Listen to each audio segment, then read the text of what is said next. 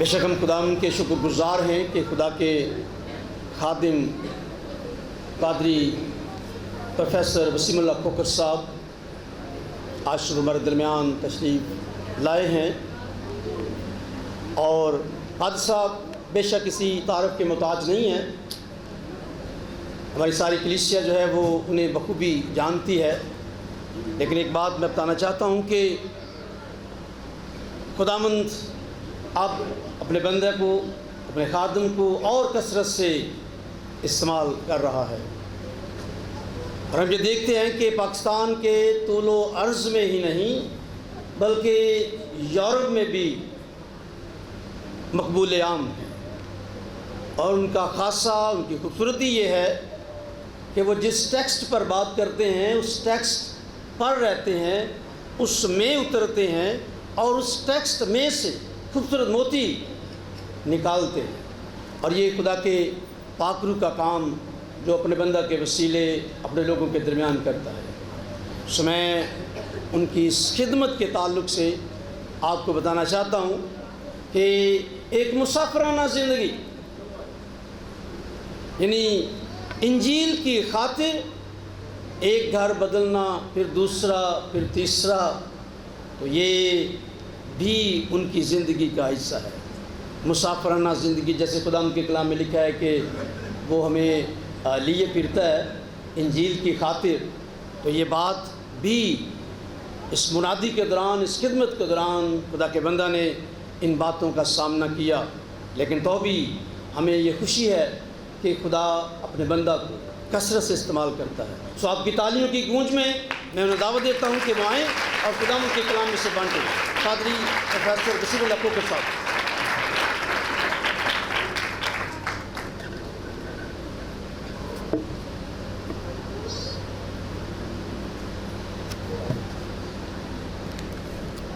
میں بڑا شکر گزار ہوں خداوند کا سب سے پہلے کہ وہ ہم سب کو اپنے کلام سننے اور سنانے کا موقع دیتا ہے۔ بہت سارے لوگ جو اسی بھوک پیاس میں تھے لیکن ان کا موقع نہیں ملا، لیکن میں خداوند کا آپ کے لیے شکر گزار ہوں کہ آپ اس کے قدموں میں بیٹھ کے کلام سیکھتے ہیں، اور اپنے لیے اس لیے کہ خداوند ہمیں اسیروں کی طرح استعمال کرتا ہے۔ آپ کے پادری صاحب کا، ان کے پورے خاندان کا، اور آپ کی سیشن کا، سیکریٹری صاحب کا اور ایلڈر صاحبان کا میں بہت شکر گزار ہوں کہ جو ایسے موقع فراہم کرتے ہیں جن سے کلیسیا بیدار رہتی ہے، ہوتی بھی ہے اور رہتی بھی ہے۔ سو خداوند کی شکر گزاری ہے۔ سو خداوند آپ کو اور آپ کی کلیسیا، سیشن اور پاسبان کو برکت دے، اور آج کے اس نشست پر، آج اس کے کنونشن کے سیشن پر خداوند کی خاص برکت ہو۔ ہمارے ساتھ BBC چینل ہے جو ٹاؤن شپ سے لنک روڈ سے آپریٹ ہوتا ہے، میں ان کا بھی شکر گزار ہوں۔ آپ BBC چینل کے لیے بھی دعا کریں۔ یہ TV چینل ہے جو آپ کی ریکارڈنگ کر رہا ہے، اور یہ سارے جو حلقے ہیں ادھر پتوں کی طرف، یہ کافی پاپولر ہے چینل، شاید آپ نے پہلی دفعہ سنا ہوگا۔ طارق شاکر کا میں بڑا شکر گزار ہوں کہ وہ آئے، انہوں نے کہا جی ہم نے ریکارڈنگ کرنی ہے، تو میں نے ان کو کہا جی آپ آ جائیں۔ سو تھینک یو سو مچ۔ آئیے ہم بائبل کی طرف جائیں اور بائبل کو کھولیں۔ ابھی پادری صاحب نے حوالہ پڑھا ہے، وہ ہے مقدس متی رسول کی معرفت لکھی گئی انجیل، اس کا 24واں باب،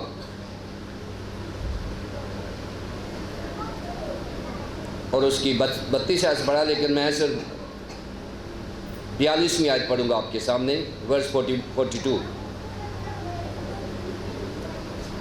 یعنی کہ پس جاگتے رہو کیونکہ تم نہیں جانتے کہ تمہارا خداوند کس دن آئے گا۔ اب میرے پیچھے بولیں گے آیت، پس جاگتے رہو کیونکہ تم نہیں جانتے کہ تمہارا خداوند کس دن آئے گا۔ آمین۔ جب ہم ایسکیٹالوجی یعنی علم الآخرت پر بات کرتے ہیں علم الآخرت جو ہے اصل میں یہ وہ آخری خدا کا انتظام ہے یا الہی نظام ہے جس میں ایک وقت آئے گا کہ خداوند یسوع مسیح اس زمین پر آئیں گے اور ہمارا اجتماعی اور انفرادی حساب کتاب اور احتساب ہوگا. لیکن جب ہم ایسکیٹالوجی یعنی علم الآخرت کی بات کرتے ہیں اس میں فوراً ہمارے ذہن میں موت کی بات آنا شروع ہو جاتی ہے کہ آج کچھ مرنے کی بات ہوگی، کیونکہ علم الآخرت جو ہے وہ آخری واقعات ہیں جو بائبل مقدس میں بیان کیے گئے ہیں، اور ہم ہمیشہ ایسے کلام کو سننا پسند نہیں کرتے جس کا تعلق ہماری موت کے ساتھ ہو یا ہماری آخرت کے ساتھ ہو. جب ہم کہتے ہیں کہ خداوند یسوع مسیح دوبارہ آنے والا ہے، کلیسیا تیار ہو جائے، تو ایک دم سے دو طرح کے رویے ہمارے ذہنوں میں آتے ہیں. ایک رویہ یہ ہے جو غیر مسیحی رویہ ہے، اور غیر مسیحی رویے سے مراد یہ نہیں ہے کہ یہ رویہ غیر مسیحیوں میں ہے، بلکہ یہ غیر مسیحی رویہ مسیحیوں میں بھی ہے. اور یہ رویہ کون سا ہے؟ وہ یہ ہے، پنجابی میں کہتے ہیں، ایک مثال ہے کہ اے جگ مٹھا تے اگلا کنے ڈٹھا. اس کی سمجھ آتی ہے کچھ پنجابی کی؟ اے جگ مٹھا تے اگلا کس ڈٹھا. بھی یہ جگ جو ہے یہ تو میٹھا ہے، اگلے کا پتہ نہیں کس نے دیکھا اور کس نے نہیں دیکھا. اے جگ میٹھا اگلا کس ڈٹھا. اب یہ رویہ ہے، ہم کہتے ہیں کہ جب زندگی یہاں ملی ہے ہمیں تو لازمی ہے کہ ہم اپنی زندگی میں لازمی طور پر جو بنتا ہے جو کرنا ہے کریں، پتہ نہیں اگلا جہان ہے یا نہیں ہے. سو یہ رویہ جو ہے یہ مسیحیوں میں بھی غیر مسیحی رویہ پایا جاتا ہے. غیر مسیحیوں میں تو ہوگا ہی، لیکن مسیحیوں میں بھی یہ رویہ ہے کہ اے جگ میٹھا تے اگلا کنے ڈٹھا. یہ غیر مسیحی رویہ ہے. اب پہلا رویہ یہ ہے. دوسرا رویہ کیا ہے؟ دوسرا رویہ یہ ہے کہ جتنے سنجیدہ مسیحی ہیں، جتنے سیریس کرسچنز ہیں، جو خدا پر ایمان رکھتے ہیں، خداوند یسوع مسیح کو اپنا نجات دہندہ مانتے ہیں، خدا باپ کو اپنا باپ مانتے ہیں، وہ ہمیشہ ایسکیٹالوجی یعنی علم الآخرت کی تیاری میں سیریس نظر آتے ہیں. وہ ہمیشہ کنونشنز کے مضمون کو، وہ ہمیشہ کنونشن کے مضامین کو علم الآخرت کے ساتھ جوڑتے ہیں. اصل میں کسی بھی پاسبان کی ذمہ داری ہے کہ پہلی آمد تو ہو چکی ہے، اب پہلی آمد کے بعد کلیسیاؤں کو، خداوند یسوع مسیح کی دلہن کو اس طریقے سے تیار کیا جائے کہ اس میں کوئی داغ دھبا یا کوئی جھری نہ ہو. ہم کہتے ہیں کہ church is a spiritual parlour. جب کسی بیٹی کی شادی ہوتی ہے تو ہم پارلر بک کر دیتے ہیں، اور وہاں پر دلہن کے لیے ہم پہلے سے تیار کرتے ہیں، اور پارلر کو پیسے بھی ٹھیک ٹھاک دیتے ہیں کہ ہماری بیٹی کو خوبصورت دلہن تیار کر دیں. ہماری ذمہ داری بھی یہی ہے کہ ہم جو خدا کی دلہن ہے، یسوع مسیح کی دلہن ہے، اس کو اس طریقے سے تیار کریں کہ جب دلہا آئے اس کو لینے تو اس میں کوئی داغ دھبا یا جھری نہ ہو. سو یہ آج کا جو مضمون آپ نے رکھا ہے وہ اسی لیے ہے کہ یہ ایک اسپرچل پارلر ہے. یہ روحانی پارلر ہے جہاں پر کلیسیا بطور دلہن آتی ہے، اور یہاں پر ہمارا ایک روحانی میک اپ ہوتا ہے۔ ہم خوبصورت ہوتے جاتے ہیں اس لیے کہ جب ہمارا دلہا آئے تو ہماری دلہن ایک اچھی پریزنٹیبل ہو۔ ایک اچھی دلہن کو پیش کرنا یہ چرچ کی ذمہ داری ہے، کلیسیائی نظام اور انتظام کی ذمہ داری ہے کہ کلیسیا کو خوبصورت ترین کر کے اس کو پیش کیا جائے۔ جو سنجیدہ مسیحی ہیں وہ علم الآخرت کے لیے تیاری کرتے ہیں۔ جو غیر سنجیدہ مسیحی ہیں وہ یہ کہتے ہیں اے جگ مٹھا تے اگلا کس ڈٹھا۔ اس لیے آج آپ لوگ سنجیدہ ہیں، آپ کا پاسبان سنجیدہ ہے، آپ کے ایلڈر صاحبان سنجیدہ ہیں، اسی لیے آپ نے علم الآخرت کا مضمون چنا ہے۔ کیونکہ علم الآخرت کا مضمون نہ چننا کلیسیا کو خدا سے دور رکھنا ہے یا خدا سے متعلق صحیح معلومات نہ دینا ہے۔ آپ کا چرچ اس بات میں سنجیدہ ہے کہ کلیسیا کو صحیح خبر دی جائے، صحیح تیاری دی جائے کہ ہمارا دلہا جو ہے وہ آئے گا، وہ کیسے آئے گا، کیوں آئے گا، کیا کرے گا، اور ہم نے کیا کرنا ہے۔ دو ہمارے پوائنٹس ہیں آج جن کی ہم بات کریں گے۔ پہلی بات ہے خداوند یسوع مسیح کی جلالی آمد، اور دوسری بات ہے اس کی آمد کے لیے کلیسیائی تیاری۔ دو ہی چیزیں ہیں جو آپ نے مجھے دی ہیں، ہم ان دونوں پر تھوڑا وقت گزاریں گے تاکہ ہم یسوع مسیح کی آمد سے متعلق تھیالوجی اور ایسکیٹالوجی سیکھ سکیں، اور اس کی تیاری کے لیے کلیسیا کی ذمہ داری کو سیکھ سکیں۔ دو چیزیں ہم سیکھیں گے، اس کے آنے کی تیاری اور ہماری ذمہ داری۔ یہ انتہائی ضروری ہے کہ آج ہم یہاں بیٹھے ہیں اور سیکھنے لگے ہیں۔ میں آپ کو ایک مثال دے دیتا ہوں۔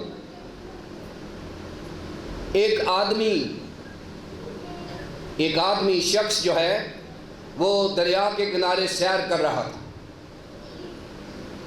اور جب وہ دریا کے کنارے سیر کر رہا تھا تو وہ کیا دیکھتا ہے کہ ایک آدمی دریا میں ڈوب رہا ہے۔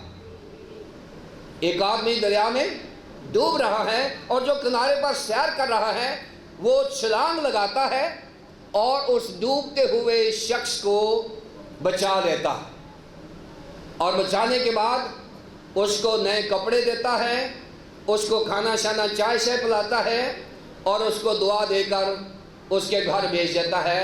اور جو انسان بچ گیا ہے وہ اتنا خوش ہے، وہ کہتا ہے جی میں آپ کا دین کیسے دے سکتا ہوں، آپ نے میری جان بچائی ہے، نہ صرف جان بچائی ہے بلکہ آپ نے مجھے سنبھالا بھی ہے۔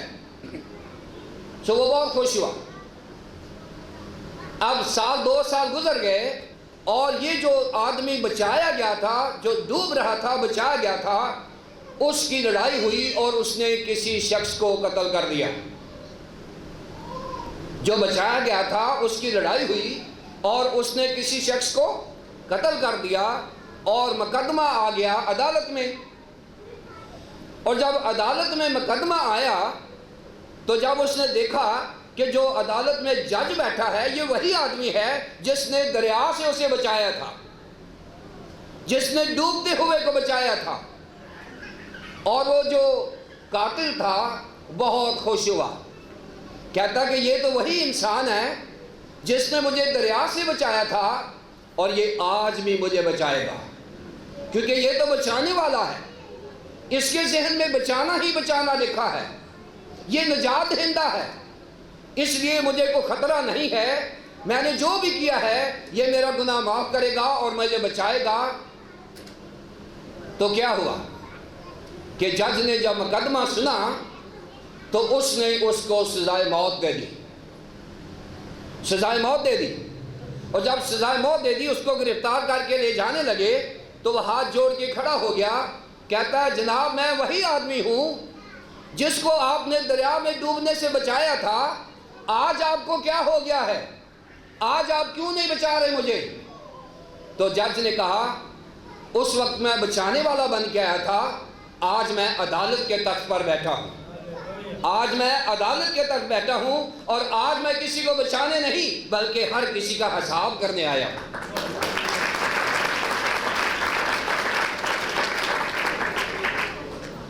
اب خداوند یسوع مسیح کی جو پہلی آمد ہے وہ نجات دہندہ کے طور پر ہوئی ہے۔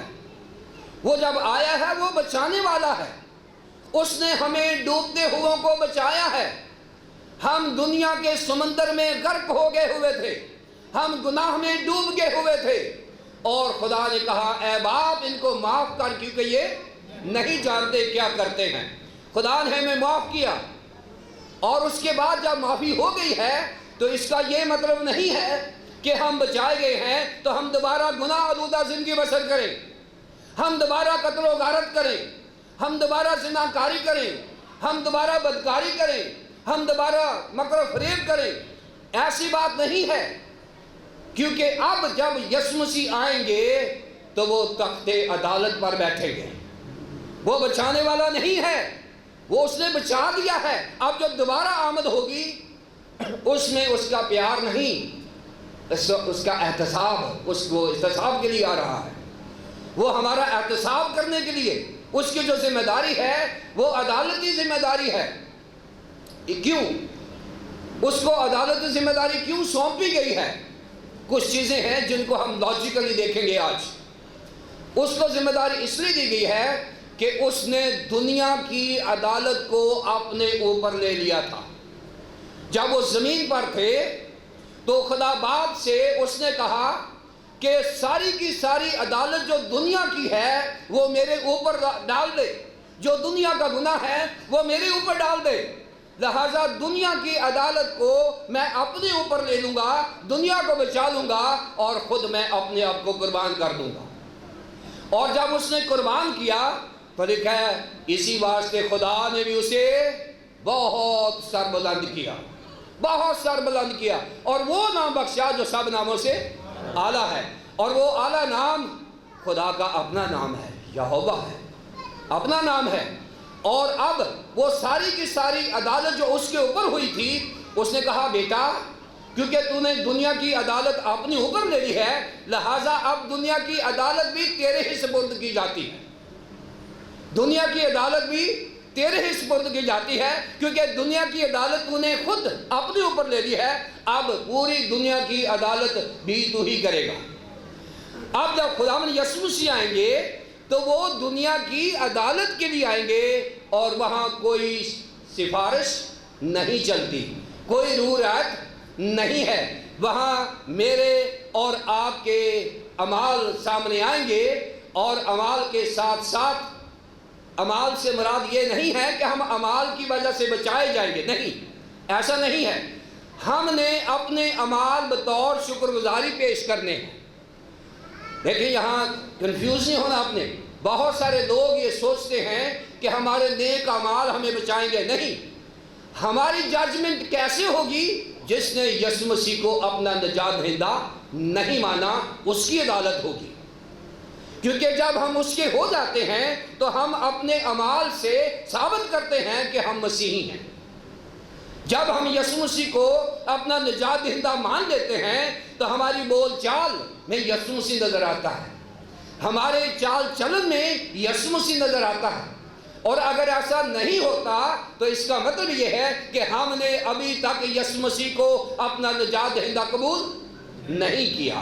اور جب ہم قبول کر لیتے ہیں تو ہمارا طرز زندگی مسیحی ہو جاتا ہے، ہمارا بول چال مسیحی ہو جاتا ہے، ہماری زبان شگفتہ شائستہ ہو جاتی ہے، ہماری زبان شیریں بیاں ہو جاتی ہے۔ کیوں؟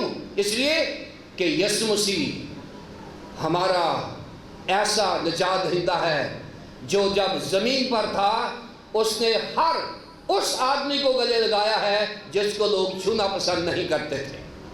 کوڑیوں کو اس نے چھوا ہے، کوڑیوں کو جن سے دنیا نفرت کرتی تھی، گناہ گاروں کو جن کے ساتھ وہ کھاتا پیتا تھا، اس نے محبت کی انتہا کر دی ہے۔ اس سے زیادہ اور کوئی محبت نہیں ہو سکتی کہ اس نے اپنا اکلوتا بیٹا بخش دیا تاکہ جو کچھ پر ایمان لائے ہلاک نہ ہو بلکہ ہمیشہ کی زندگی پائے۔ سو خداوند یسوع مسیح جو ہیں ان کی پہلی آمد جو ہے وہ اس لیے ہوئی کہ وہ اپنے کام کو بتائے، اپنے نام کو بتائے۔ اب دوسری آمد اس لیے ہو رہی ہے کہ وہ یہ معلوم کرے کہ اس کو کس نے مانا ہے اور کس نے اس کا انکار کیا ہے۔ سو ہماری جو مسیحی زندگی ہے وہ اس لیے نہیں ہے کہ ہم بچائے جائیں گے، ہماری مسیحی اس لیے ہے، زندگی اس لیے ہے کہ ہم بچائے گئے ہیں۔ لیکن کیا میرا طرز زندگی ایسا ہے کہ میں بچایا گیا ہوں؟ کیونکہ اگر میں بچایا گیا ہوں تو پھر میری زندگی میں یسوع مسیح نظر آنا چاہیے، میری زندگی میں سے یسوع مسیح نظر آنا چاہیے، پھر میں ثابت کر سکتا ہوں کہ میں مسیحی ہوں۔ ہمیں بطور مسیحی اپنے آپ کو ثابت بھی کرنا ہے، یہی کہنا کافی نہیں ہے کہ میں مسیحی ہوں، بلکہ ہم نے اپنی زندگی سے اپنے آپ کو مسیحی ثابت کرنا ہے۔ سو یسوع مسیح جو ہیں وہ ہمارے پاس اس لیے آئے ہیں کہ وہ ہمیں دوبارہ جلالی آمد کے لیے تیار کرنے کے لیے حکم دے۔ جلالی آمد کیا ہے؟ یسوع مسیح کی جلالی آمد، پہلی بات کہ اس کی جو بنیاد ہے یہ اعمال کی کتاب اور اس کے پہلے باب اور اس کی 6 آیت سے 11ویں آیت تک ہے۔ جلالی آمد کی بنیاد جو امیڈیٹ اس کا ہے، فوری طور پر حوالہ اگر آپ نے دیکھنا ہے، ویسے بائبل مقدس میں 34 ایسے حوالہ جات ہیں جہاں پر خداوند یسوع مسیح کی جلالی آمد کا ذکر کیا گیا ہے۔ کتنے حوالہ جات ہیں؟ 34 ایسے حوالہ جات ہیں جن میں خداوند یسوع مسیح کی جلالی آمد کا ذکر کیا گیا ہے۔ لیکن اعمال کی کتاب کے پہلے باب اور اس کی 6 آیت سے 11ویں آیت تک جب خداوند یسوع مسیح کوہ زیتون پر سے صعود فرما رہے ہیں اور فرمانے کے بعد گلیلی جو لوگ ہیں وہ آسمان کی طرف دیکھ رہے ہیں اور آسمان سے فرشتہ آیا ہے اور وہ کیا کہتا ہے، اے گلیلی مردو آسمان کی طرف کیا دیکھتے ہو؟ یہی یسوع مسیح جو آسمان پر اٹھایا گیا ہے دوبارہ اسی طرح وہ آسمان سے واپس آئے گا۔ یہ فرشتے نے میسج دیا ہے کن کو؟ گلیلی مردوں کو، اور گلیلی مردوں سے مراد پوری دنیا ہے۔ گلیلی مردوں سے مراد زمین پر تمام انسان ہیں جن کے لیے پیغام ہے فرشتے نے دیا ہے۔ جب یسوع مسیح زندہ ہوئے ہیں فرشتوں نے پیغام دیا ہے کہ وہ یہاں نہیں ہے، وہ زندہ ہو چکا ہے، وہ چلا گیا ہے۔ جب اس نے پیدا ہونا ہے مقدسہ مریم اور مقدس یوسف کو پیغام ملا ہے کہ اس کا نام یسوع رکھنا۔ اب دیکھیں ہمارے خداوند یسوع مسیح کی پیدائش، اس کی موت، اس کے زندہ ہونے، دوبارہ آنے کی گواہی الہی ہے، آسمانی گواہی ہے۔ فرشتے کہہ رہے ہیں کہ ایسا ایسا ہوگا اور ایسا ہوا۔ اب جلالی عمل کیا ہے؟ دیکھیں ہمارے پاس بائبل مقدس میں دوسرا کرنتھیوں اس کے 12ویں باب میں اگر ہم دیکھیں تو اس میں مقدس پالوس رسول نے ایک واقعہ بیان کیا ہے، اور وہ واقعہ کیا ہے؟ وہ واقعہ یہ ہے کہ وہ کہتا ہے میں ایک ایسے شخص کو جانتا ہوں کہ وہ یک تیسرے آسمان تک اٹھا لیا گیا۔ یہاں پر مقدس پالوس رسول نے ایک معراج کا ذکر کیا ہے کہ ان کی معراج ہوئی ہے، وہ آسمانوں پر گئے ہیں، اور وہاں انہوں نے بتایا ہے، یہ بھی بتایا ہے، اندازے سے نہیں بتایا، انہوں نے یہ بھی بتایا ہے کہ وہ تیسرے آسمان تک چلے گئے ہیں۔ اور بائبل مقدس میں یہاں پر اگر آپ پیدائش کی کتاب کے پہلے باب کی پہلے آیت دیکھتے ہیں تو وہاں پر آسمان کے لیے جو عبرانی زبان کا لفظ ہے وہ ہاشمائیم ہے۔ ہاشمائیم جو ہوتا ہے وہ پلورل ہے، یہ جمع کا صیغہ استعمال ہوا ہے، یعنی وہاں پر بتایا گیا ہے کہ خدا نے ابتدا میں زمین اور آسمانوں کو پیدا کیا، اور کرنتھیوں میں تصدیق کی گئی ہے سمان ایک نہیں ہے بلکہ 3 ہے، اور 3 کا ذکر ہے۔ اب اس کو سائنٹیفکلی ثابت کر دیا گیا ہے کہ آسمان 3 ہیں، اس کے بعد اگر کوئی ہیں تو ہوں گے، لیکن بائبل مقدس 3 آسمانوں کا ذکر کرتی ہے، جس کو لاجیکلی اور سائنٹیفکلی ثابت کر دیا گیا کہ یہ 3 ہی ہیں، اور اگر اس سے زیادہ ہیں تو اس کا ہمیں علم نہیں ہے۔ پہلا آسمان وہ ہے جہاں پر ہم کلیسیا رہتی ہے، ہم یہ زمین جو ہے یہ آسمان پر ہم رہتے ہیں، یہ پہلا آسمان ہے جس پر ہم رہتے ہیں، جس میں ہمارے ہوائی جہاز ہیں وہ اپنا اڑان بھرتے ہیں، ہمارے پرندے ہیں، چرندہ سارے جتنے ہیں، اور یہ آسمان جو ہے یہ ہم جانداروں کے لیے اور انسانوں کے لیے بنایا گیا ہے، تو یہ آسمان ہے۔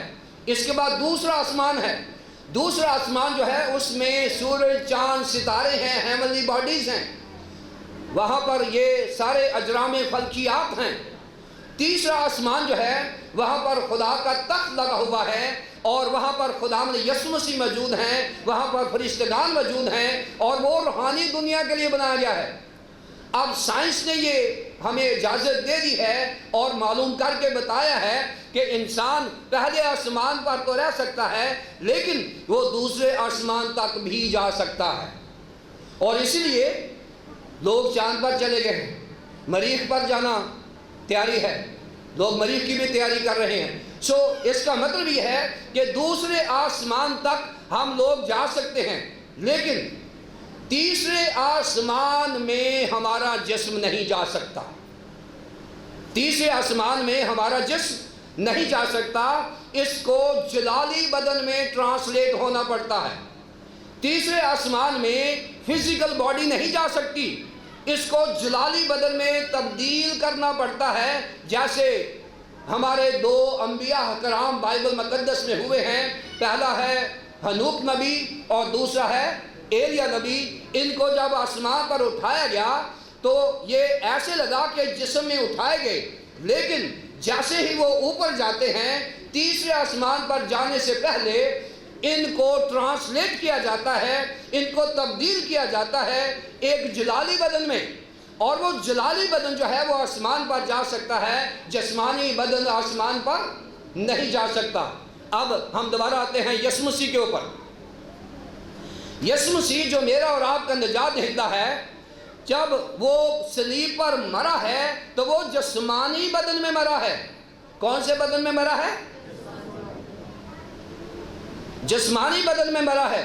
جسمانی بدن اس لیے کہ اس کے ہاتھ میں کیل لگائے گئے تو اس میں سے خون نکلا، اس کی پسلی میں نیزہ مارا گیا، خون اور پانی بہہ نکلا، اس کی ہڈیاں تھیں، اس کا گوشت تھا، یہ جسمانی بدن ہے، اور وہ مرا جسمانی بدن میں اس نے اپنے خون کا آخری قطرہ تک میرے اور آپ کے گناہوں کی معافی کے لیے بہا دیا۔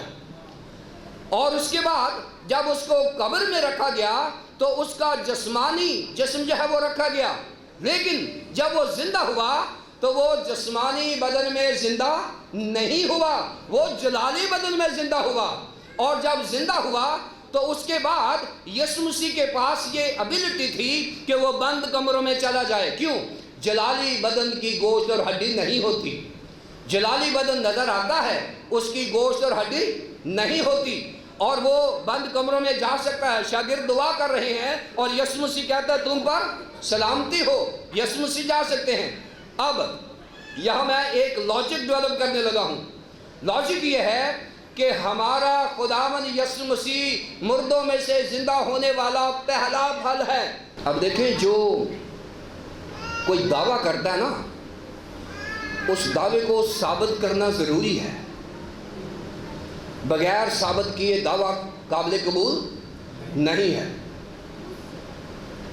دعوے تو بڑے لوگ کرتے ہیں، یسوع مسیح نے خود بھی جلالی بدن اختیار کیا ہے، کر کے اس نے ثابت کیا ہے کہ میں جب زندہ ہوا ہوں میں جلالی بدن میں زندہ ہوا ہوں۔ جب وہ 40 دن ہمارے درمیان میں رہا ہے وہ جلالی بدن میں رہا ہے، اور جب وہ آسمان پر اٹھایا گیا ہے تو وہ جلالی بدن میں گیا ہے۔ اس لیے ہم اس کی دوبارہ آمد کو جلالی آمد کہتے ہیں، کیونکہ وہ جلالی بدن میں اٹھایا گیا اور جلالی بدن میں ہی واپس آ رہا ہے۔ نہ صرف وہ آ رہا ہے بلکہ تمام مسیحی جب زندہ ہو جائیں گے تو وہ بھی جلالی بدن میں زندہ ہوں گے، اس لیے کہ ہمارا یسوع جلالی بدن میں زندہ ہوا ہے۔ اور جو یسوع مسیح کو مانتے ہیں وہ بھی جسمانی بدن میں زندہ نہیں ہوں گے، وہ جلالی بدن میں زندہ ہوں گے، کیونکہ اس نے دعویٰ کیا ہے، اور دعویٰ کرنے سے پہلے اس نے ثابت کیا ہے کہ دیکھو میں جلالی بدن میں زندہ ہوا ہوں، لہذا میرے ماننے والے لوگ جلالی بدن میں زندہ ہوں گے۔ یہ اس کی جلالی آمد ہے، اس لیے اس کو ہم جلالی آمد کہتے ہیں۔ جلالی آمد کے لیے ہمارے پاس 3 ایسے الفاظ ہیں جو یونانی زبان میں بتائے گئے ہیں، جن کو میں سیکھنا چاہتا ہوں آپ کے ساتھ مل کے۔ پہلا ہے پروسیا، 3 الفاظ ہیں خداوند یسوع مسیح کی جلالی آمد کے لیے۔ پہلا ہے پروسیا۔ پروسیا جو ہے اس کی میں تشریح کر دیتا ہوں، یہ لفظ یونانی زبان کا ہے۔ اس کا مطلب ہے کہ کوئی بادشاہ ہے جس نے ایک شہر آباد کیا ہے، ملک آباد کیا ہے، اس نے بڑی بڑی بلڈنگز بنا دی ہیں، اس ملک میں اس نے بہت اچھا انتظام چلا دیا ہے، بہت اچھا اس نے جو لا شریعت ہے وہ نافذ کر دی ہے، اور اس نے ہر سول جو چیز ہے وہ ڈیولپ کر دی ہے، خوبصورت سولائزڈ اس نے ملک بنا دیا ہے، ملک کیسا بھی ہے۔ اور اب وہ ملک جو ہے وہ اپنے شاگردوں کو دے کر، اپنے حواریوں کو دے کر وہ پردیس چلا گیا ہے، اور جب وہ دوبارہ آتا ہے اپنے ہی ملک میں، دوبارہ جب اپنے ہی ملک میں آتا ہے تو اس کی تیاری شروع ہو جاتی ہے، باہر ویلکم لکھنا شروع کر دیتے ہیں، بڑے بڑے بینرز لگ جاتے ہیں، بڑی بڑی تصویریں لگ جاتی ہیں۔ اپنے ملک میں واپس آنے والا شخص جو ہوتا ہے اس کو پاروسیا کہتے ہیں، یعنی ایسا بادشاہ جس نے زمین پر ایک سلطنت قائم کر دی، ایک بادشاہی قائم کر دی، اور بادشاہی قائم کر کے اس نے اپنے شاگردوں کے سپرد کر دی، اور وہ خود آسمان پر چلا گیا، اور اب آسمان سے دوبارہ جلالی آمد میں آ رہا ہے۔ وہ اپنے ہی ملک کو وزٹ کرنے کے لیے آ رہا ہے، اپنے ہی ملک کو رن کرنے کے لیے آ رہا ہے، اور وہ ضرور آئے گا، وہ آ رہا ہے۔ اس بادشاہ کی آمد کو پروسیا کہتے ہیں، کہ کوئی بادشاہ جب کسی ملک میں آتا ہے تو اس کو یونانی زبان میں پروسیا کہتے ہیں۔ دوسرا ہے اپوکلپسس۔ اپوکلپسس دوسرا لفظ ہے، یہاں سے مکاشفہ بھی بنتا ہے، اپوکلپٹک جو لینگویج ہے، یعنی مکاشفاتی زبان جو ہے، مکاشفہ۔ اپوکلپسس کا مطلب ہوتا ہے کسی چیز کے اوپر سے پردہ اٹھا دینا۔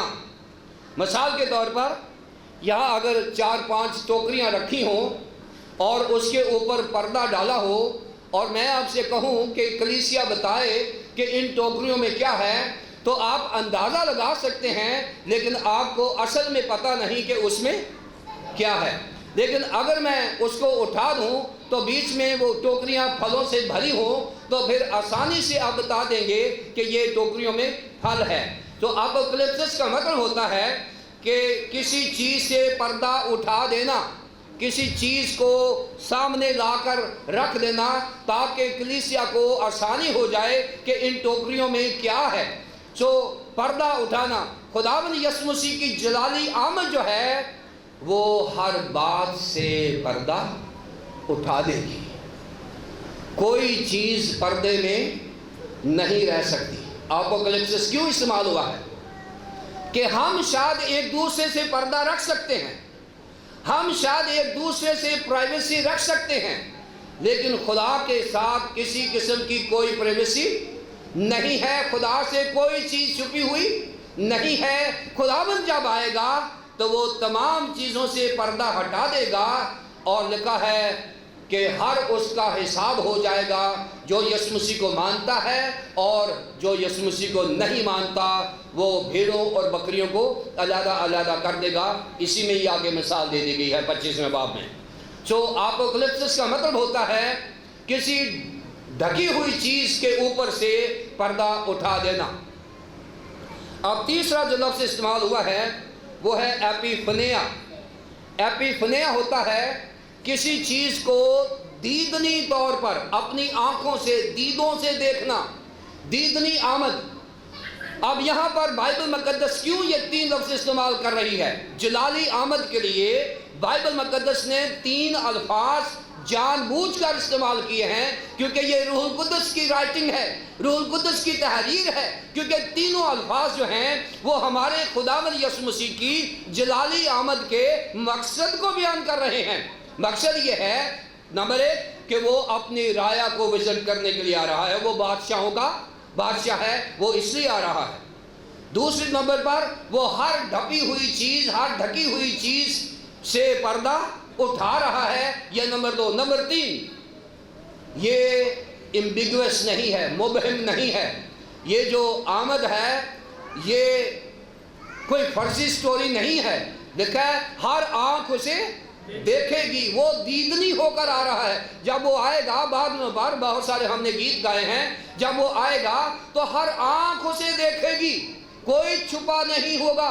ہر آنکھ اسے، جو اسے مانتی ہے یا اسے نہیں مانتی، ہر آنکھ یہ دیکھے گی کہ یسوع مسیح آسمان سے آ رہے ہیں۔ تو یہاں ہر قسم کی بات کلیئر کر دی گئی ہے کہ یہ مفروضہ نہیں ہے، جلالی آمد کوئی فرضی کہانی نہیں ہے۔ فرشتے نے کہا جس طرح تم اس کو جاتے دیکھ رہے ہو ویسے ہی تم اس کو آتے ہوئے دیکھو گے، لہٰذا یہ فرضی کہانی نہیں ہے، وہ آئے گا اور ضرور آئے گا۔ کب آئے گا اس کے بارے میں حوالے میں نہیں بتایا گیا، لیکن یہ پکی بات ہے کہ وہ ضرور آئے گا۔ جہاں پر ہم جلدی کی بات کرتے ہیں وہ جلد آنے والا ہے، وہاں پر یہ ہے وہ ضرور آنے والا ہے، وہ ضرور آئے گا۔ اب یہاں اس کو لاجیکلی دیکھ لیتے ہیں، تھوڑا اور اس کو لاجیکل کر لیتے ہیں۔ پرانا عہد نامہ جو ہے وہ بھی خدا کا کلام ہے جیسے نیا عہد نامہ ہے۔ پرانے عہد نامے میں پیدائش 3:15 میں ایک وعدہ کیا اور اس وعدے کے تسلسل کو جاری رکھا ملاکی نبی تک، اور بہت سارے وعدے کیے خداوند یسوع مسیح کی آمد کے کہ وہ ضرور آئے گا۔ 4000 سال لگے، لیکن یسوع مسیح نئے عہد نامے میں متی کی انجیل میں اور مقدس لوکا کی انجیل میں، دونوں اناجیل میں تفصیل سے اس کی اس آمد کا ذکر کیا گیا ہے جس کا ذکر پرانے عہد نامے میں کیا گیا تھا۔ یعنی وہ پیدا ہوگا، یسایا نے کہا وہ عجیب مشیر، خدا قادر، ابدیت کا باپ اور سلامتی کا شہزادہ ہوگا، ایک باری حاملہ ہوگی، بیٹا جنے گی، میں عورت کی نسل سے، اور اس طرح کی بہت ساری پیشن گوئیاں جو 3000 سے زیادہ ہیں۔ پرانے عہد نامے میں سے جو پیشن گوئیاں لی گئیں اور کی گئیں وہ پوری ہو گئی نئے عہد نامے میں۔ پرانے عہد نامے کا کلام پورا ہوا نئے عہد نامے میں۔ اب وہ کلام پیشن گوئیاں تھی، خدا نے کہا اور ہو گیا۔ اب نیا عہد نامہ اس کی دوسری آمد کے لیے کہہ رہا ہے، اور اگر پرانا عہد نامہ اس کی پہلی آمد کی تصدیق کرتا ہے نئے عہد نامے میں، تو پھر نئے عہد نامے کی بات بھی وہی ہوگی جو پرانے عہد نامے میں ہوئی۔ پرانے عہد نامے میں کہا وہ آئے گا، وہ آیا۔ نیا عہد نامہ کہہ رہا ہے وہ دوبارہ آئے گا، اور بائبل مقدس کے مطابق وہ دوبارہ آئے گا۔ یہ اس کا بہترین تھیولوجیکل لاجک ہے کہ جیسے پرانے عہد نامے کی بات اٹل ہے ویسے نئے عہد نامے کی بات اٹل ہے۔ لیکن آسمان اور زمین کو ٹل جائیں گے، لیکن خدا کا کلام، اس کے منہ کی باتیں ہرگز نہیں ٹلیں گی۔ اب وہ ضرور آئے گا۔ اب وہ آئے گا تو ہم نے کیا کرنا ہے؟ 42 آیت میں ہمیں بتایا گیا ہے کیا کرنا ہے۔ پس جاگتے رہو، بس ایک ہی لفظ یاد رکھیں، کیا کرے؟ پس جاگتے رہو۔ جاگنا جو ہوتا ہے یہ کھلی آنکھوں سے نہیں ہوتا۔ ہم ساری عمر نہیں جاگ سکتے۔ اگر آپ 1-2 راتیں جاگیں گے تو آپ کا برین جو ہے وہ پھٹ جائے گا۔ اگر آپ کی نیند کنٹرول نہیں ہوگی تو آپ کا برین جو ہے سر درد ہونا شروع ہو جائے گا۔ جاگنے سے مراد اپنی آنکھوں کو کھلا رکھنا نہیں ہے، جسمانی آنکھوں کو، بلکہ روحانی آنکھوں کو کھلا رکھنا ہے۔ جاگنے سے مراد یہ ہے کہ آپ دیکھیں کہ آپ کے ارد گرد کیا ہو رہا ہے، روحانی طور پر کیا ہو رہا ہے۔ جسمانی طور پر آپ اپنی 8 گھنٹے کی نیند پوری کریں۔ یہاں سے یہ مراد نہیں ہے کہ ہم جاگتے رہیں۔ ایک پادری صاحب تھے، انہوں نے کہا جی وہ یسوع مسیح نے کہا جاگتے رہو، تو پادری صاحب میں صرف 1 گھنٹہ سونا، میں سارا دن دعائی کرتا رہنا۔ میں نے کہا آپ جلدی بیمار ہو جائیں گے، اس لیے کہ خدا نے ہمیں رات آرام کے لیے اور دن کام کے لیے دیا ہے۔ خدا یہاں جاگنے سے مراد یہ نہیں ہے کہ ہم بالکل نہ سوئیں، اپنی نیند پوری کریں، لیکن جاگنے سے مراد یہ ہے کہ کیا میں روحانی طور پر الرٹ ہوں، کیا روحانی طور پر میں ارد گرد دیکھ رہا ہوں، کیا، کیونکہ آپ دیکھیں یہ ہے جاگنا، آپ روحانی طور پر دیکھ سکتے ہیں اگر آپ جسمانی طور پر سو بھی رہے ہو تو، اگر آپ روحانی طور پر جاگ رہے ہیں تو آپ فزیکلی سو بھی جائیں پھر بھی آپ کا ذہن جاگ رہا ہوگا۔ کیوں؟ کیونکہ جاگنے کے لیے 5 طریقے بتائے ہیں بائبل مقدس میں، اور وہ 5 طریقے بتانے لگا ہوں۔ کلیسیا کی ذمہ داری کیا ہے؟ ایک ہی لفظ، پہلے تو یہ ہے کہ وہ ضرور آئے گا، کیسے آئے گا یہ میں نے بتا دیا ہے، پہلا حصہ۔ دوسرا پوائنٹ ہے جاگتے رہو، جاگتے رہو۔ اب یہ لفظ آپ نے ساتھ لے کر جانا ہے، پہلی بات کہ وہ ضرور آئے گا، دوسری بات جاگتے رہو۔ جاگنے کے لیے 5 چیزیں ہیں جو کلیسیا نے کرنی ہیں۔ اگر کلیسیا نے یہ 5 چیزیں نہ کی تو کلیسیا سو رہی ہے، کلیسیا سو رہی ہے، اور سوئی ہوئی کلیسیا جو ہے وہ خدا پسند نہیں کرتا۔ خدا جاگتی ہوئی کلیسیا کو پسند۔ خداوند یسوع مسیح نے کلام یہاں کیا ہے کہ پس جاگتے رہو۔ پس جو ہوتا ہے اس کا مطلب ہوتا ہے نتیجہ۔ یسوع مسیح ضرور آئے گا، نتیجہ یہ ہے کہ اب ہم کیا کریں؟ جاگتے رہیں۔ جاگنے کے لیے پہلی بات کہ ہر زندگی میں دعائیا زندگی ہونی چاہیے، پریئر جو ہے یہ ہمیں جاگنے کے لیے روحانی جو بیداری ہے وہ دعا سے آتی ہے۔ یسوع مسیح جب گتسمنی میں دعا کر رہے تھے تو شاگرد کیا کر رہے تھے؟ وہ سو رہے تھے۔ یسوع مسیح دوبارہ آئے، 2 بار آئے، تیسری بار آئے، انہوں نے کہا نہیں اب ٹائم گزر گیا ہے۔ وہ سو رہے تھے، ان کو بھی کہا جاگتے رہو تاکہ آزمائش میں نہ پڑو۔ وہ جسمانی طور پر بھی روحانی طور پر بھی سو رہے تھے۔ اگر وہ روحانی طور پر ہوتے تو پھر تو ان کو نیند ہی نہ آتی، تھوڑی دیر کے لیے تم ایک گھڑی بھی میرے ساتھ نہیں جاگ سکے۔ اب جو کلیسیائی ذمہ داری ہے وہ ہے جاگتے رہو، اور یہ ہے روحانی بیداری۔ پریئر جو ہے یہ روحانی بیداری پیدا کرتی ہے۔ پریئر چاہے پریئر گروپس ہو، چاہے دعائیا عبادت ہو، چاہے ہول نائٹ سروس ہو، یہ جیسچرز ہیں۔ یہ میں بتا دوں دعائیا زندگی جو ہوتی ہے وہ 24 گھنٹے نہیں سوتی۔ دعائیا زندگی جسمانی نیند پوری کرتی ہے، دعائیا زندگی جو ہوتی ہے وہ 8 گھنٹے سوتی ہے، چاہے 10 گھنٹے سو جائیں کوئی فکر نہیں ہے۔ لیکن دعا میں جو لوگ دعا کر کے سوتے ہیں ان کی نیند میں دعا ہی گنی جاتی ہے۔ ان کو کبھی برے خواب نہیں آتے، ان کو ڈراؤنے خواب نہیں آتے۔ وہ رات کو کلام سن رہے ہوتے ہیں، وہ رات کو کسی شفائیہ دعا میں موجود ہوتے ہیں۔ کیوں؟ کیونکہ وہ روحانی طور پر جاگ رہے ہیں۔ کلیسیا کی پہلی ذمہ داری یہ ہے کہ وہ کلیسیائی اور انفرادی طور پر دعائیا زندگی اختیار کریں۔ یہ جو چرچ ہے یہ پلیٹ فارم ہے، میں نے بتایا ہے کہ یہ ایک روحانی پارلر ہے۔ یہاں پر ہم کلیسیا کو خوبصورت کرتے ہیں، اور سب سے پہلی بات جو ہے جو سیکھنی ہے وہ ہے دعائیا زندگی۔ اگر آج میری اور آپ کی زندگی دعائیا نہیں ہے تو یسوع مسیح نے آج کہا ہے پس جاگتے رہو تاکہ آزمائش میں نہ پڑو، کیونکہ جو جاگنے والا شخص ہوتا ہے وہ ہمیشہ کسی کی مدد کر سکتا ہے، وہ ہمیشہ کسی کی مدد کر سکتا ہے۔ جاگنا روحانی طور پر۔ اب دیکھیں رات کو ہم اپنے اپنے کمروں میں ہوتے ہیں،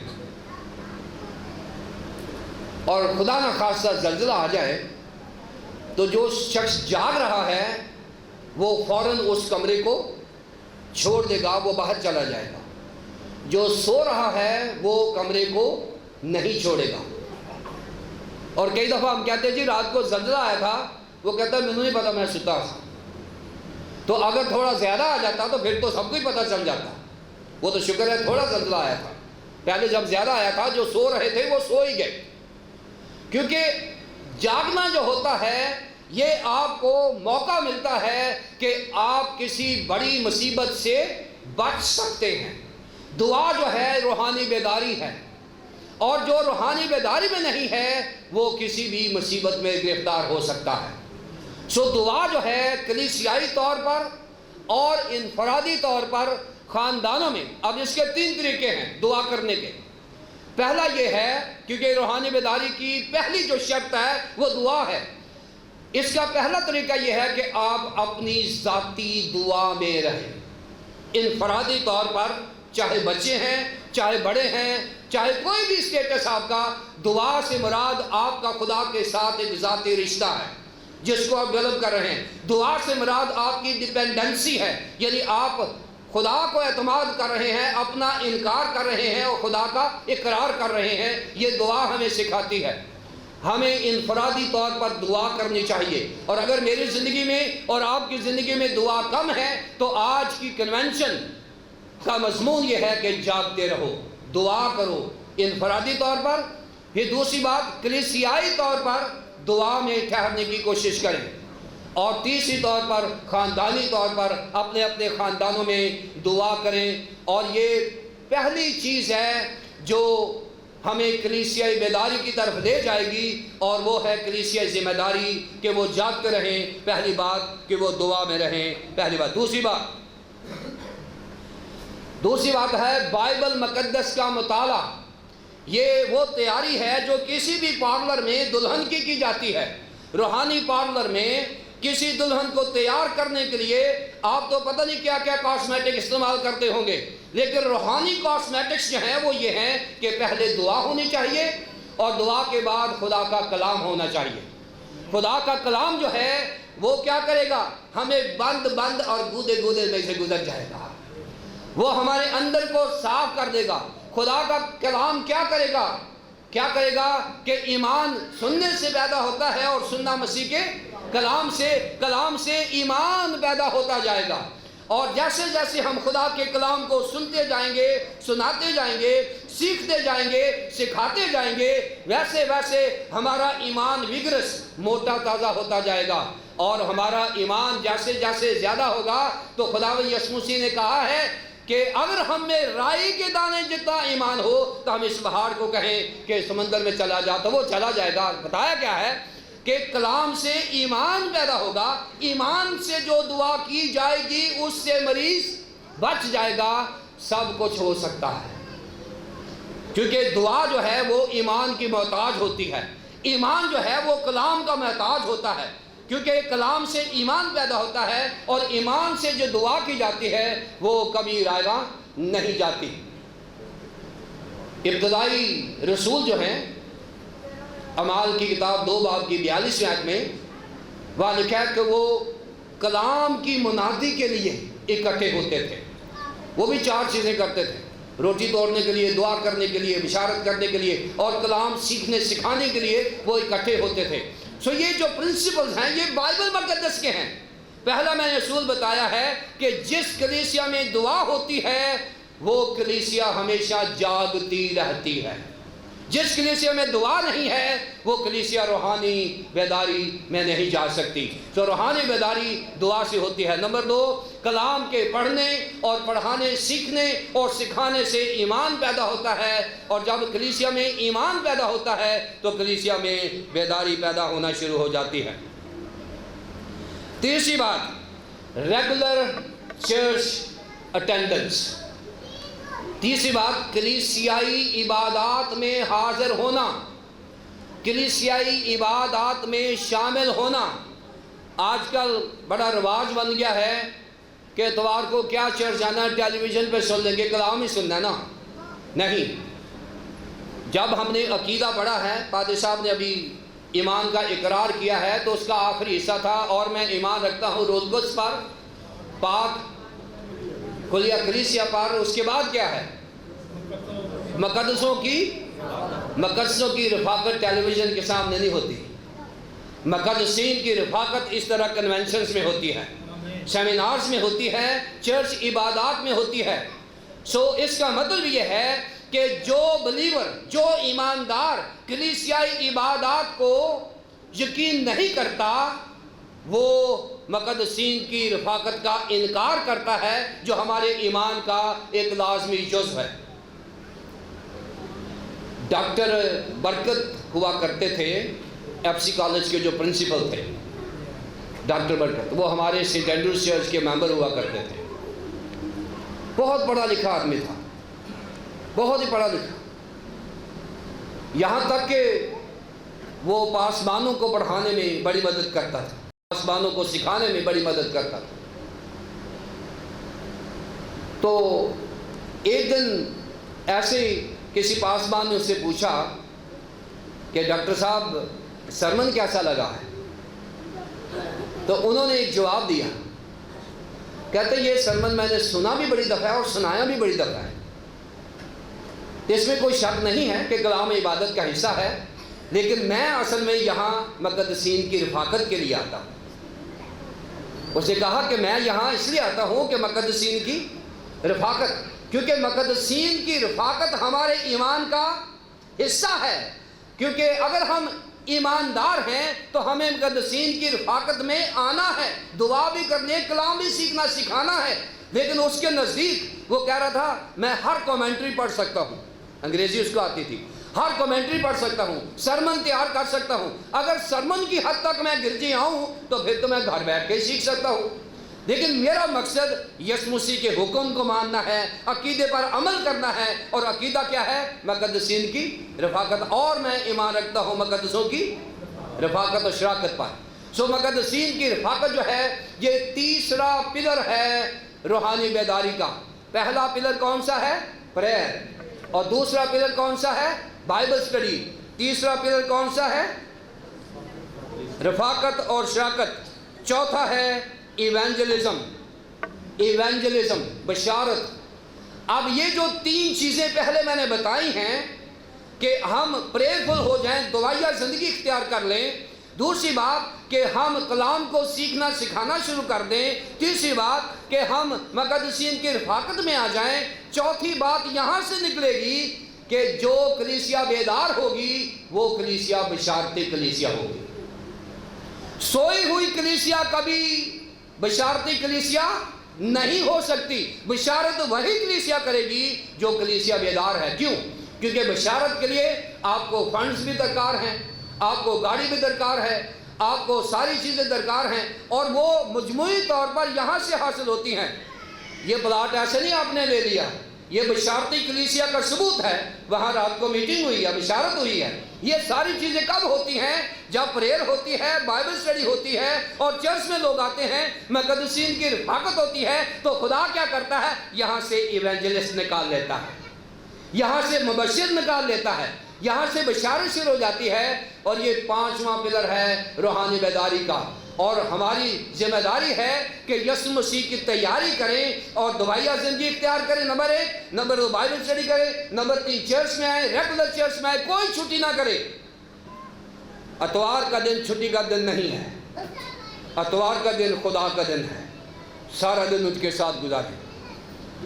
اور نمبر 4 بشارتی، اور نمبر 5 ویجیلنٹ رہیں، واچ فل رہیں کہ آپ کے ارد گرد کون سی تعلیمات ہیں، آپ کے ارد کون کون سے لوگ ہیں، آپ کے ارد گرد کون کون سی بدعتیں ہیں جو ہمارے ایمان کو متزلزل کر سکتی ہیں، جو ہمارے ایمان کو چیلنج کر سکتی ہیں، کون کون سی گیت آ رہے ہیں جو تھیولوجیکلی ٹھیک نہیں ہیں، کون کون سی تعلیم آ رہی ہے جو کرسچن ڈاکٹرن پر مبنی نہیں ہے۔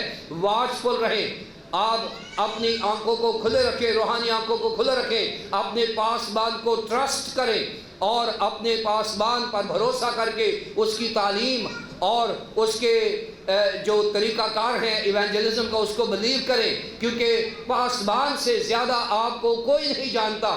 اجنبی پریچر کو اس وقت تک موقع نہ دیں جب تک آپ کا پاسبان اس کو ریکمینڈ نہ کرے، یا آپ کی سیشن جو ہے اس کو ریکمینڈ نہ کرے۔ یہ واچفل رہیں، کیونکہ لکھا ہے کہ ایک وقت آئے گا جب جھوٹے مسیح آئیں گے، اور جھوٹے مسیحیوں کی وجہ سے، مسیح کی وجہ سے جھوٹے مسیحی پیدا ہونے شروع ہو جائیں گے، اور ہمیں واچفل رہنا ہے، کیونکہ اگر ہم اپنی کلیسیا کو بیدار کرنا چاہتے ہیں اور بیدار رکھنا چاہتے ہیں تو پھر یہ 5 چیزیں جو ہے ہماری کلیسیا میں ضرور ہونی چاہیے. اور اگر یہ کلیسیا میں کوئی چیز نہیں ہے تو آج اس کنونشن نے آپ کو موقع دیا ہے کہ آپ ان 5 کو ڈیولپ کریں، کیونکہ 5 چیزیں ایسی ہیں جو ہمیں کلیسیائی تیاری بخش سکتی ہیں، جو ہمیں روحانی بیداری بخش سکتی ہیں. اور 5 چیزوں میں جلدی سے سیکھ لیں. پہلی بات کون سی ہے؟ دعا کرتے رہیں، پہلی بات. دوسری بات کون سی ہے؟ بائبل کا مطالعہ کرتے رہیں. تیسری بات کون سی ہے؟ باقاعدہ چرچ میں عبادات کے لیے آتے رہیں. چوتھی بات کون سی ہے؟ ایونجلزم کرتے رہیں. اور 5ویں بات کون سی ہے؟ اپنے ارد گرد کے حالات و واقعات سے ویجیلنٹ رہیں، آنکھیں کھول کے رکھیں کہ آپ کی کلیسیا میں یا آپ کی کلیسیا پر کوئی ایسا حملہ تو نہیں ہو رہا جو بائبل کے خلاف ہے، کوئی اینٹی کرائسٹ ٹیچنگ تو نہیں ہے یا اینٹی کرسچن ٹیچنگ تو نہیں ہے. اور یہ ساری چیزیں جو ہیں وہ ہمیں تیار کریں گی. کب تیار کریں گی؟ جب ہم یسوع مسیح کو اپنا دلہا مان لیں گے اور ہم اس کی دلہن، ایسی دلہن تیار ہو جائے گی. یہ 5 اعمال کرنے سے ایسی دلہن ہم تیار کر سکتے ہیں جس کو دلہا بڑی خوش اسلوبی سے قبول کرے گا. اور میری دعا ہے کہ ہماری یہ کلیسیا اور تمام کلیسیائیں یہ 5 عوامل اختیار کریں اور پھر ایسی دلہن بن کر خداوند یسوع مسیح کے سامنے اپنے آپ کو پریزنٹ کریں جس کو وہ قبول کریں، جس میں کوئی داغ دھبا یا جھری نہ ہو. وہ ضرور آئے گا. ہماری ذمہ داری، ہماری تیاری ہے. خداوند آپ کو برکت دے.